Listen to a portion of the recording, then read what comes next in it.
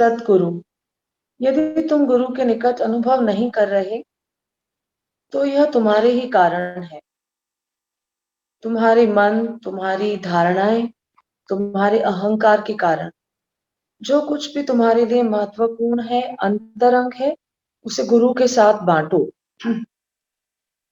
जो तुम्हारे लिए महत्वपूर्ण है, आंतरिक है, जब तक तुम उसे गुरु को नहीं व्यक्त करते, केवल साधारण शिष्टाचार की बातें करते हो, औपचारिक स्तर पर संपर्क रखते हो, तब तुम निकटता का अनुभव नहीं कर सकते।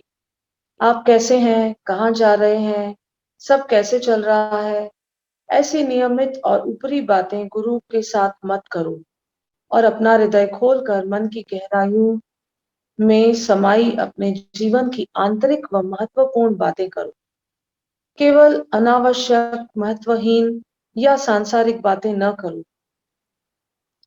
यदि तुम गुरु के साथ निकटता नहीं अनुभव कर रहे, तो गुरु की आवश्यकता ही क्या है।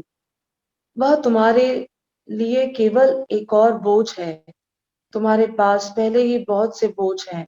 बस अलविदा कह दो। तुम गुरु के साथ हो ताकि तुम गुरु के आनंद में सहभागी हो, उनकी चेतना के सहभागी। इसके लिए पहले तुम्हें अपने आप को खाली करना है। जो पहले से है उसे गुरु को दे देना है। जो भी है गुरु को व्यक्त करो, और यह मत सोचो कि यह तो कूड़ा है। मन में जितना भी कूड़ा हो, किसी भी प्रकार का, गुरु उसे लेने के लिए तैयार है। तुम जैसे भी हो, गुरु तुम्हें स्वीकार कर लेंगे। अपनी ओर से वे बांटने को तैयार हैं। तुम्हें केवल अपनी ओर से बांटने के लिए तैयार होना है। जय गुरुदेव। अमेजिंग। मैं अपना कुछ शेयर करना चाहूंगी 5 मिनट के। मैं जब आर्ट ऑफ लिविंग में आई थी 2004 में, तो मेरे ऑलरेडी सदगुरु हैं, मतलब तो घर में बहुत विरोध हो रहा था थोड़ा बहुत, तो मैं अट्रैक्ट होती गई। क्यों? क्योंकि 3 जो बहुत मुख्य गुरु के जो वचन थे वो मुझे बहुत अट्रैक्ट किए। पहला, खुश रहो, यह मेरी आज्ञा है और आशीर्वाद भी। बहुत अंतर तक समझ में नहीं आता था, लेकिन ऐसा लगता था इसमें कुछ जादू है। फिर दूसरा, मुझे सब कुछ दे दो, अपना, अपनी चिंताएं, अपनी परेशानियां, अपने दुख सब मुझे दे दो। तो मतलब इतना अंदर अंतर तम तक ये पहली बार सुना है मैंने कि अपना सब कुछ मुझे दे दो। और एक और है कि तुम इस पथ पर जिस पे तुम चले हो, उस पथ पर सिर्फ 2 बार आंसू आएंगे। एक बार खुशी के आंसू, और एक बार कृतज्ञता के आंसू। और शायद मुझे ये दोनों ही पता नहीं थे, मुझे सिर्फ दुख के आंसू ही पता थे।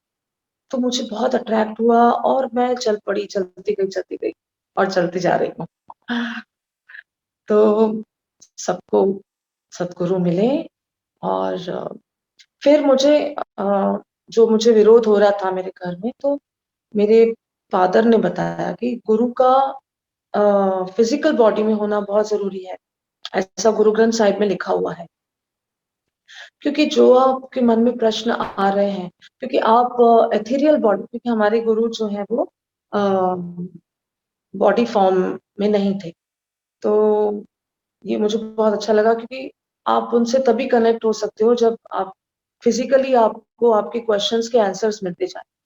क्योंकि आप उस लेवल पे नहीं पहुंचे हैं, कि आपने इतनी साधना नहीं करी है कि आप उनको उस एथेरियल बॉडी से आपको आपको आंसर्स मिल सके और आप उनको ले सको।